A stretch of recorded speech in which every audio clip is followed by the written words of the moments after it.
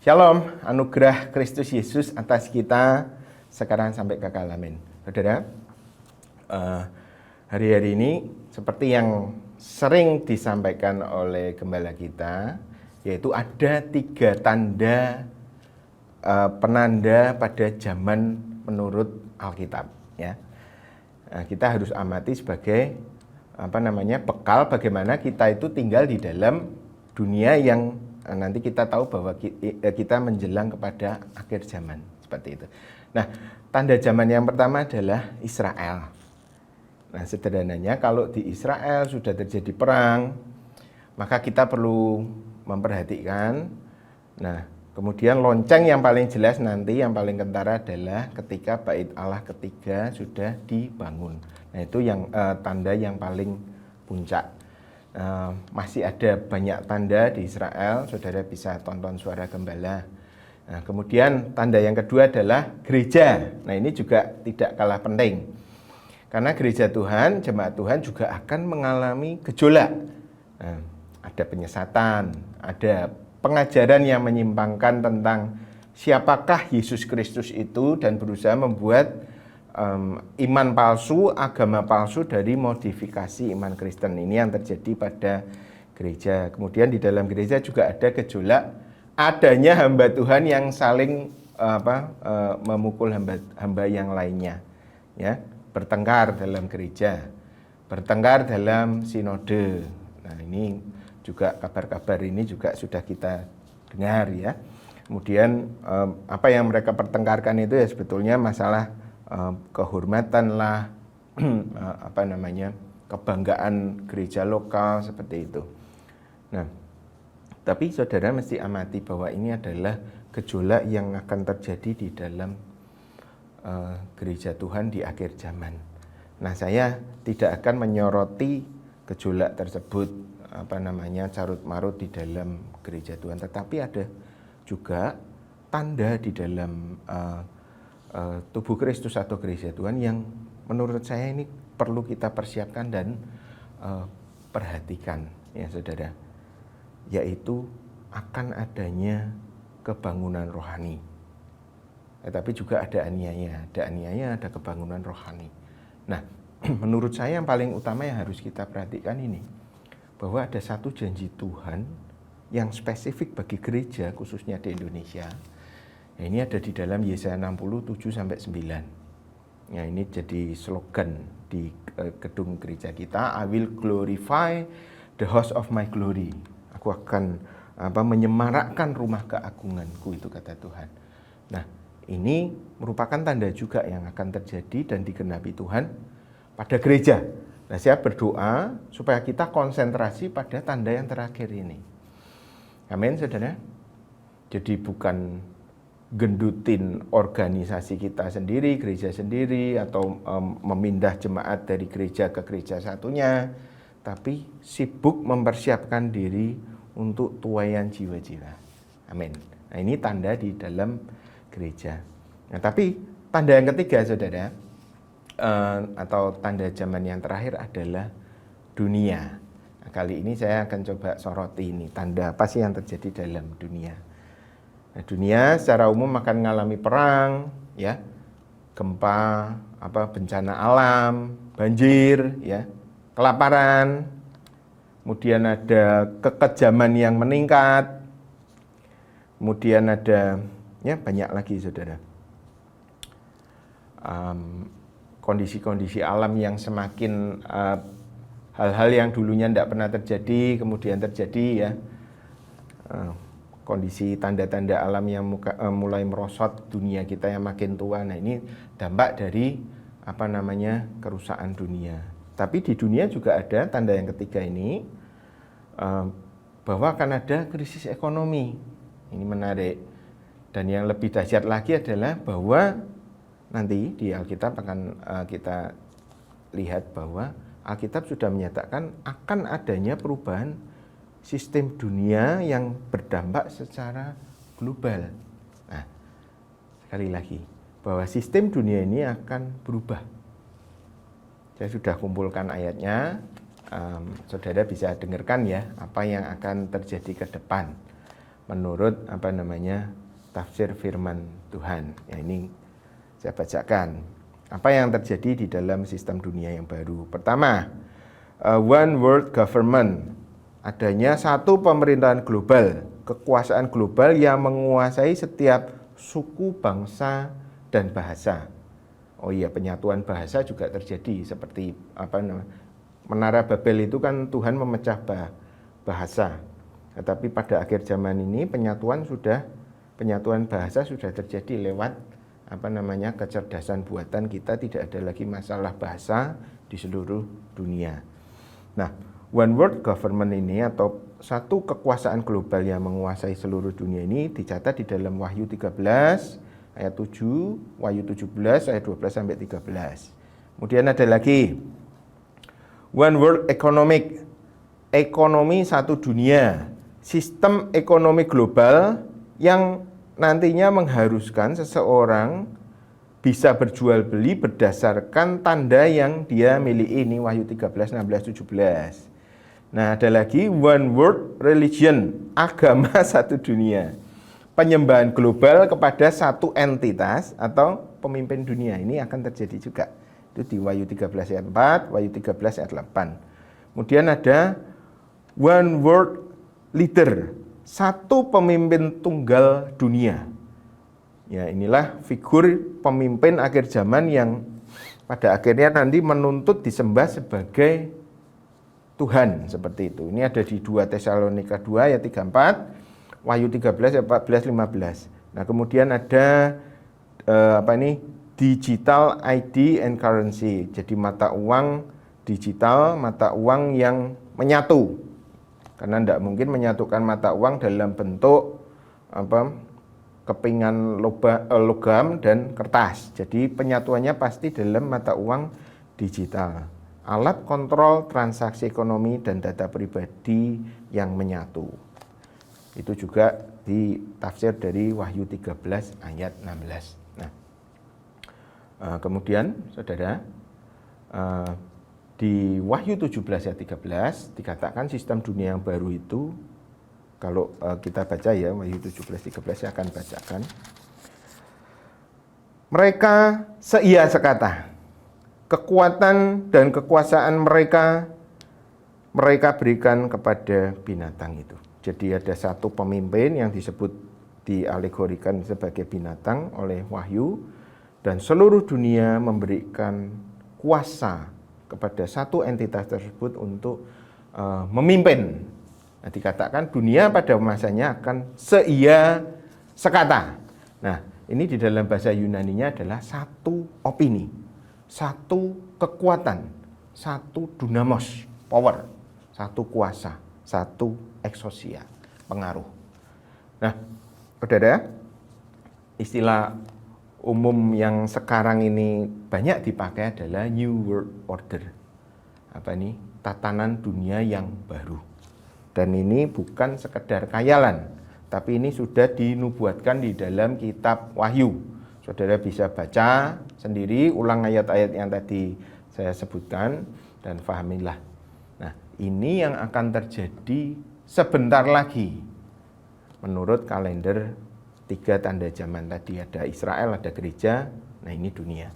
Nah, saudara, sebagai orang percaya, kita yang di dalam Yesus Kristus, kita sudah lebih dulu dikasih tahu oleh Tuhan rancangan ke depan. Ada gejolak, ada kondisi tertentu yang harus kita amati.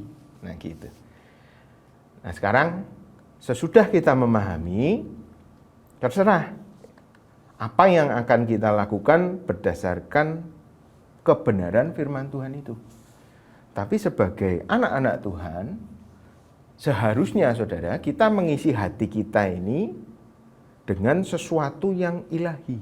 Bahasa sederhananya sebetulnya adalah kasih.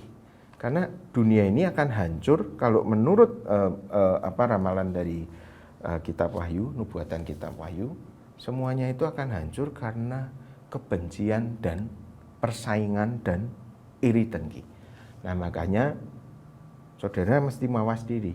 Oh, ini tanda-tanda zaman sudah mulai penuh, sudah mulai digenapi. Artinya apa?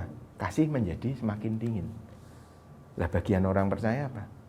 Mau tidak mau kita harus menjaga kasih kita tetap hangat dan bertahan di dalam kasih. Nanti kita akan menang itu menurut Matius 24 ya. Nah, saudara, hari ini saya mau kita mengamati lagi satu ayat yang cukup jelas, menggambarkan sistem dunia yang baru. Ya, tanda zaman dari dunia yang paling jelas. Dan sejak zaman purba sudah dinubuatkan, tapi cuman bisa difahami secara terang oleh orang-orang zaman ini. Apa itu? Kita baca Wahyu 13:5 ya. Wahyu 15. Bukan 15. Dan kepadanya diberikan kuasa untuk memberikan nyawa kepada patung binatang itu, sehingga patung binatang itu berbicara juga dan bertindak begitu rupa. Jadi patung itu bertindak begitu rupa sehingga semua orang yang tidak menyembah patung dan binatang itu dibunuh. Nah, dulu saudara, para penafsir Alkitab, mereka belum bisa menemukan korelasinya. Apa itu patung kok bisa bicara, bisa bertindak sedemikian rupa, bahkan bisa membunuh orang-orang yang dia tentukan.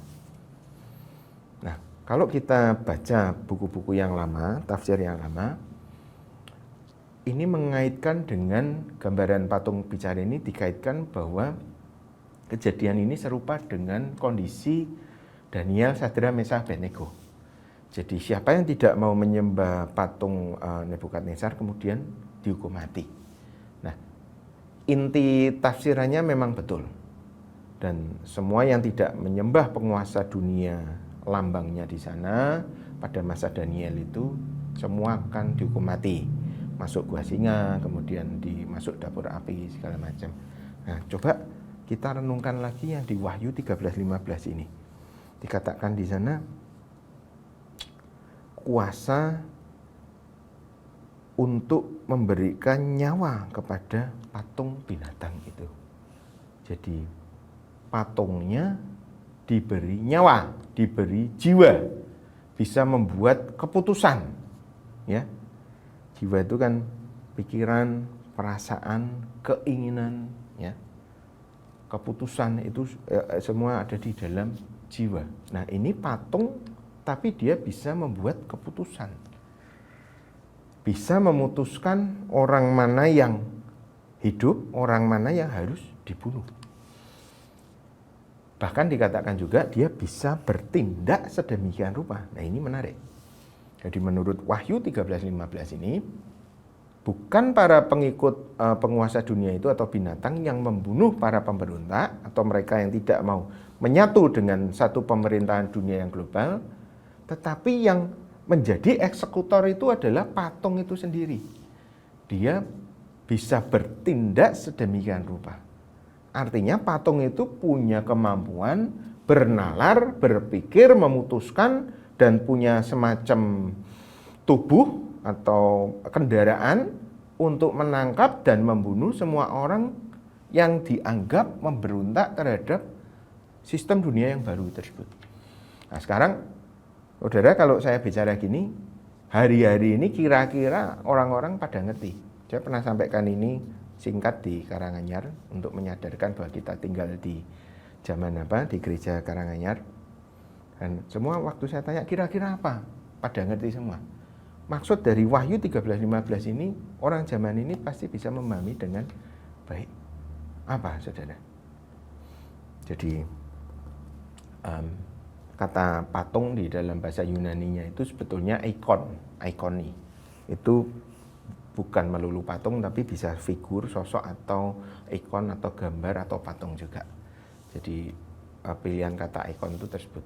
Tapi jelas bahwa ikon itu adalah suatu benda mati, tetapi diberi suatu jiwa yang akhirnya dia bisa punya pikiran, kehendak, keputusan. Nah, apa itu, saudara? Betul, jawabannya tepat. Artificial intelligence, sebuah kecerdasan buatan yang hari-hari ini kalau kita pakai ini sangat membantu kita di dalam pencarian ya, searching kita atau browsing kita di internet. Ini AI ini kecepatannya sangat tinggi, menolong kita untuk semakin memahami, menguasai bidang yang kita minati seperti itu. Misalnya saudara coba panggil saja HP kita, halo Google atau halo Siri, dan nanti kan dia jawab, ada apa gitu ya. Kalau Apple itu kan Siri, kalau Google itu kan Google asisten. Nah, kemudian ada lagi ChatGPT itu dalam bentuk teks, tapi banyak sekali kecerdasan buatan. Nah, saat ini mereka AI ini sedang berusaha menyatukan seluruh informasi, bahasa, pengetahuan manusia menjadi satu sentral, ya, dan diterima sebagai pertimbangannya. Dan jangan salah paham, saudara, AI ini bukan algoritma sederhana. Apa itu algoritma? Algoritma ini adalah runtut berpikir di dalam sebuah program komputer. Nah, AI ini bukan. Cara kerja AI ini persis seperti otak manusia dalam mencapai informasi. Cara kerjanya mirip. Hanya saja kecepatannya dan ketepatannya jauh di atas kemampuan manusia. Dan jangan salah paham juga, saudara, bahwa dikira di belakang AI ini ada orang yang bekerja mengetik menjawab. Enggak, salah. AI ini bekerja dengan cara self-learning. Belajar sendiri berdasarkan semua informasi yang tadi dia kumpulkan itu dari seluruh kemanusiaan, dan interaksinya itu dia sendiri yang memutuskan, betul-betul kecerdasan buatan. Jadi dia memprogram dirinya sendiri, mengajari dirinya sendiri, membuat keputusan, saya harus memberikan jawaban seperti apa. Itu AI, kira-kira seperti itu. Nah, sekarang apa dampaknya bagi kita, saudara? Ini AI. Kalau sekarang sementara tatanan dunia yang baru ini belum terlaksana, bagi kita AI ini adalah alat bantu yang sangat efektif agar kita bisa mendalami semua minat kita atau bidang kita dengan lebih cepat, ya, pencarian kita lebih akurat seperti itu. Nah, terus maksudnya apa Pak nyampein tentang AI di akhir zaman ini, menyampaikan topik ini? Nah, saudara, saya punya beberapa tujuan, saudara, menyampaikan ini. Pertama, bahwa saudara harus bertambah yakin bahwa kita semua tinggal pada era penggenapan wahyu. Artinya, nanti waktu-waktu mendatang, semua ini akan terjadi, dan kita tidak tahu kapan pastinya semua ini digenapi, tapi pasti terjadi. Sadari itu bahwa kita tinggal di akhir daripada akhir zaman. Ya. Kedua, setelah tahu, kita mesti memutuskan, saudara, bahwa saudara sebagai Kristen adalah satu-satunya cara Tuhan untuk mewartakan pengharapan. Amin. Yang akan membawa orang-orang pada kehidupan yang lebih baik. Kehidupan kekal dan kehidupan sementara ini yang berkualitas. Maksud saya adalah hidup di dalam Yesus Kristus. Nah, saudara juga mesti tidak boleh salah paham dengan kekekalan. Mikirnya, oh kekekalan itu nanti kalau saya mati, besok bukan. Kekekalan itu mulai dari sekarang. Pada saat kita percaya pada Yesus Kristus, kekekalan di dalam diri kita itu sudah ada. Jadi kekekalan itu dimulai di dalam kita pada saat roh kehidupan itu masuk dalam kita, yaitu pada saat kita percaya pada karya salib Kristus. Inilah kekekalan. Jadi saudara, saya, semua orang yang percaya pada Yesus punya kekekalan di dalam diri kita, mulai dari sekarang. Itu bukan nanti. Kerajaan surga itu bukan nanti. Kerajaan surga itu harus datang melalui saudara dan saya pada dunia kita. Amin. Maka yang kedua, saudara diingatkan firman Tuhan, diingatkan Roh Kudus untuk sadar bahwa kita tinggal di akhir zaman. Ingat doa Bapa kami. Bapa kami yang ada di surga, dikuduskanlah namamu, datanglah kerajaanmu. Jadilah kehendakmu di bumi seperti di surga. Nah, maka fahamilah dan hiduplah bahwa di bumi manapun kita berada, kerajaan kekal atau surga ada beserta dengan kita. Dan tugas kita adalah mendatangkan kerajaan surga. Menjadikan kehendak Tuhan di hidup kita terlaksana. Dan ini adalah tujuan kita di akhir dunia. Ya, bahwa saudara punya kualitas kasih yang berbeda dari dunia ini, kasih yang hangat, penuh pengharapan, penuh keyakinan bahwa Tuhan ada di pihak kita, bahwa kehidupan kita penuh damai sejahtera. Nah, bukan karena banyaknya uang, bukan karena kesehatan kita yang prima, bukan juga karena hormat manusia, tapi semata-mata karena kita adalah satu tubuh. Sudah memilih surga, dimanapun kaki kita menginjakkan bumi, maka doa kita adalah agar surga turun ke bumi. Agar kehendak Tuhan jadi dalam dunia kita. Ini akhir zaman.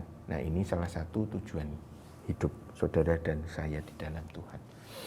Saudara, kalau kita ingat lagi pada ayat-ayat yang tadi saya sajikan, bahwa ternyata akhir dunia ini saudara, di akhir zaman ini uang jadi segalanya. Kuasa jadi sesuatu yang diperebutkan. Dan manusia berusaha memuliakan dirinya masing-masing. Karena tidak ada Tuhan di hati manusia tipe akhir zaman. Tetapi saudara dan saya ada kekekalan di hati kita. Ada Tuhan yang menyertai kita. Jadi kita tidak takut menghadapi apapun. Kalau misalkan ada kelaparan, aniaya, kekurangan dana. Kalau misal kita seperti tafsiran-tafsiran yang disampaikan oleh Pak Teofilus, bisa jadi kita diangkat sebelum masa tribulasi atau masa penderitaan. Tapi bisa jadi juga kita disingkirkan atau diangkat dengan melewati masa aniaya atau penderitaan. Tapi kalau kita punya pegangan yang kuat di dalam Tuhan, itu semua tidak jadi masalah, saudara. Mau diangkat dulu, puji Tuhan. Mau mengalami penderitaan, tidak ada masalah. Nah, ini yang harus kita kuatkan bagi saudara-saudari kita juga, umat percaya. Nah, saudara, mari kita sampaikan kabar baik ini lewat perkataan, lewat kasih kita, lewat perbuatan.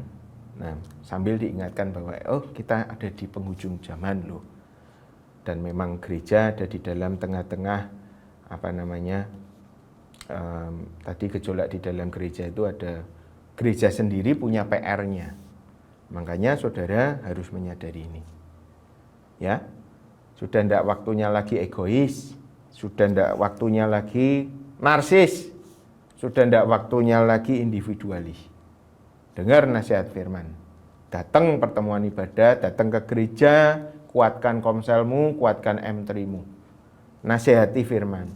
Dorong dalam kasih yang kudus. Dan biar terang kita ini jangan ditutupi oleh dendam. Ya, ini saudara, yang kedua. Belajar mengasihi, pikirkan bagaimana saya bisa mendatangkan surga buat orang-orang di sekitar saya. Tiap hari minta Roh Kudus, Tuhan, Roh Kudus pimpin agar terang saya ini terbuka.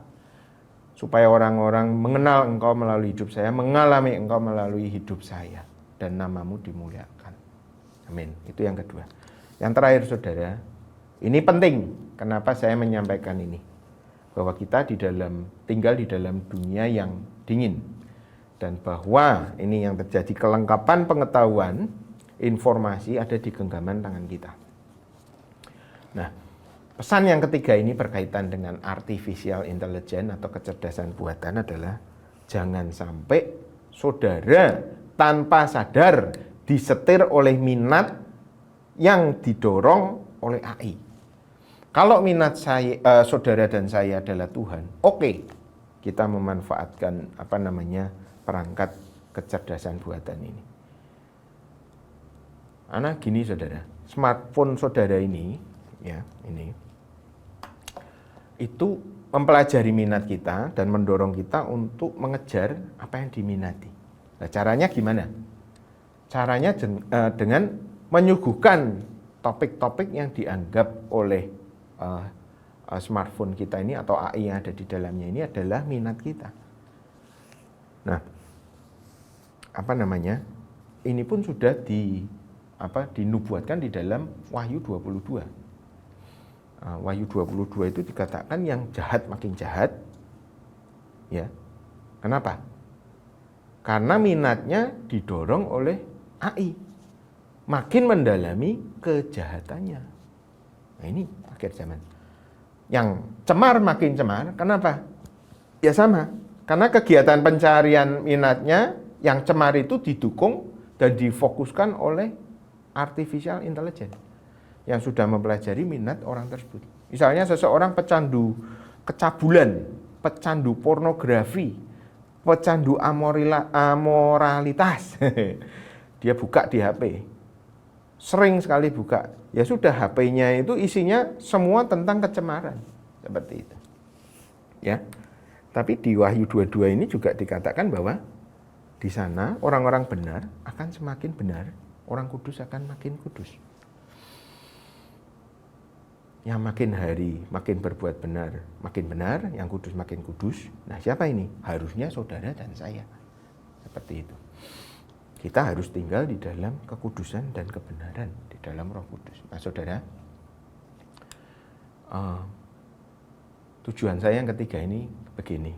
Ayo kita mulai berhenti dari kecanduan dengan informasi hiburan yang disuguhkan oleh dunia ini.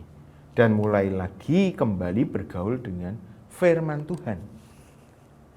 Bergaul dengan Roh Kudus dalam waktu perenungan kita, waktu doa pribadi kita.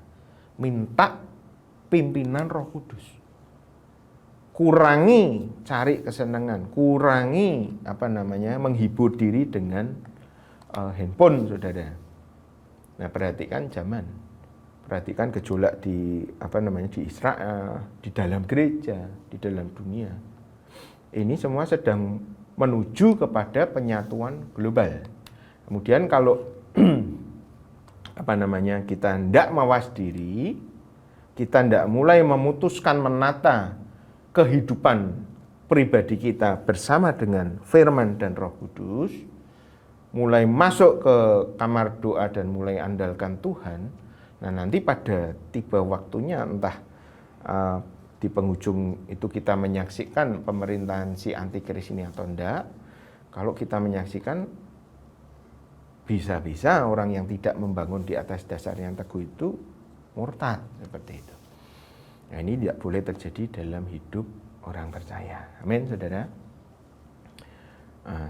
Tapi kalau kita mulai mawas diri, sadar bahwa kita tinggal di akhir zaman, dan kita mulai kembali menguatkan dasar-dasar iman kita, bergantung bukan pada duit, kesehatan, dan tidak kecanduan pada hiburan-hiburan, dan mulai lagi masuk dalam kamar doa kita, ngobrol dengan Tuhan, renung firman, kumpul M3, ibadah dengan keyakinan akan kekuatan yang ada di dalamnya. Saya rasa kita siap menghadapi akhir dunia.